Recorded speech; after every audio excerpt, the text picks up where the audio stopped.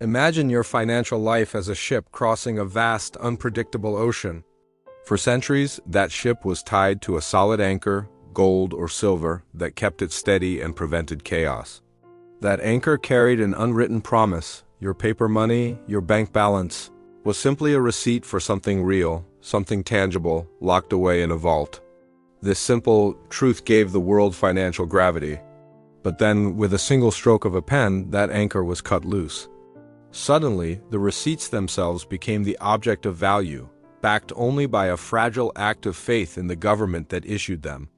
This wasn't a hypothetical disaster, it became the foundation of the modern global economy. And the moment it happened was on a quiet Sunday evening. The date was August 15, 1971. President Richard Nixon appeared on national television and announced what sounded like a technical fix: a temporary suspension of the dollar's convertibility into gold. To most citizens, it seemed minor, even boring. In reality, it was a seismic shift. That temporary suspension became permanent, dismantling the framework that had governed international finance since World War II. That framework was the Bretton Woods system. Born in 1944, it was the financial peace treaty of the post-war world. It made the US dollar the global reserve currency, pegged to gold at $35 per ounce. Other currencies were fixed to the dollar. The system was clever, it gave governments flexibility, but it also imposed a golden straitjacket. Every dollar printed was a promise that could, in theory, be redeemed for gold. The threat of a run on America's gold reserves kept governments disciplined, preventing reckless spending and runaway debt. By the late 1960s, however, the United States was drowning in the costs of the Vietnam War and new social programs. It printed more dollars than its gold reserves could support. Foreign governments, led by France, began demanding gold in exchange for their swelling dollar holdings. The vaults were draining fast. America faced a choice: slash spending and risk economic collapse, or break the gold promise. Nixon chose the latter. That decision, known as the Nixon Shock, wasn't just an American event. It was the birth of the global Fiat Era.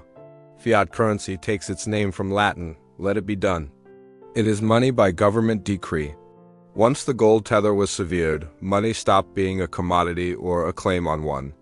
It became an abstract entry in a ledger, backed only by the government's taxing power and the public's trust. For the first time in centuries, the printing press was free of restraint. It was like handing a sovereign a limitless credit card with only vague notions of accountability to hold them back. The transition was deceptively calm. The next morning, people still bought bread with their dollars. The belief in money's value was so ingrained that the abstraction was accepted without protest. That acceptance is what gives fiat currency its immense power and its terrifying vulnerability. Once trust is the only anchor, the system is permanently exposed to the temptations of those in power. This temptation is ancient. Roman emperors, facing mounting military costs, began shaving silver from their coins and mixing in cheaper metals. The coins kept their names, but their real value collapsed. Inflation soared, panic spread, and faith in the currency evaporated, helping drive the empire's decline. 1,000 years later, the Yuan dynasty in China, an early pioneer of paper money, fell into the same trap. Instead of raising taxes, rulers printed notes to fund wars and luxuries.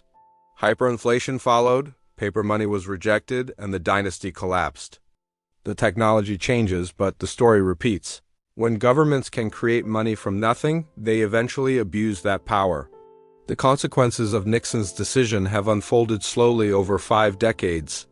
Not as a sudden crash, but as a steady erosion of purchasing power. Inflation is a hidden tax, a leak in the foundation of savings. Under gold, money was scarce and governments were forced to be frugal. Under fiat, money is easy and governments have grown addicted to spending. The numbers are staggering. Since 1971, national debts across the world have exploded to levels impossible under the gold standard. The U.S. debt alone has grown from billions to tens of trillions. These figures are so vast they lose meaning, but the impact is personal. The dollar that once bought $35 worth of gold now buys only a fraction of an ounce. Housing, education, and healthcare costs have soared far beyond wages.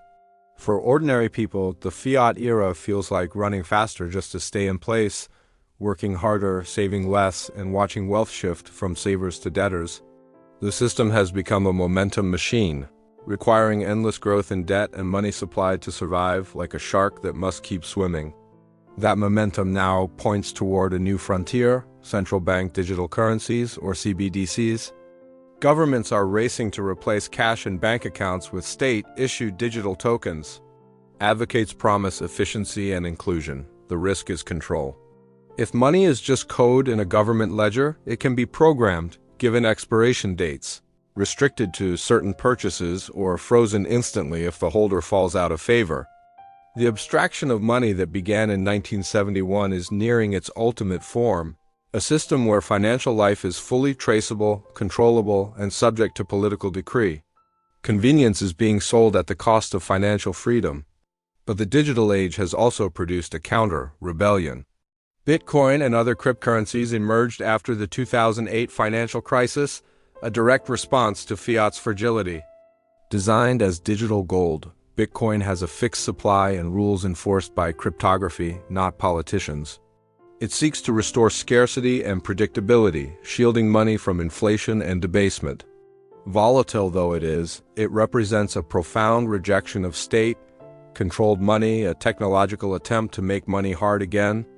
The lesson of the fiat era is not about gold or Bitcoin, it is about power. Every time the anchor is cut, whether by Roman emperors clipping coins or by Nixon ending the gold standard, the result is the same. Elites gain power, ordinary people lose security. The illusion of permanent value is a tool of state finance. To survive in this landscape, one must abandon the illusion.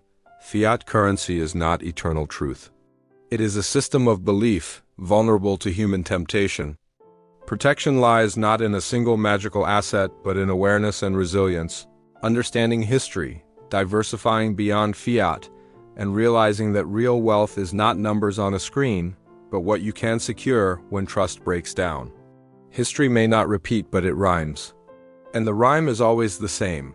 When money becomes too easy to create, its value becomes too easy to destroy.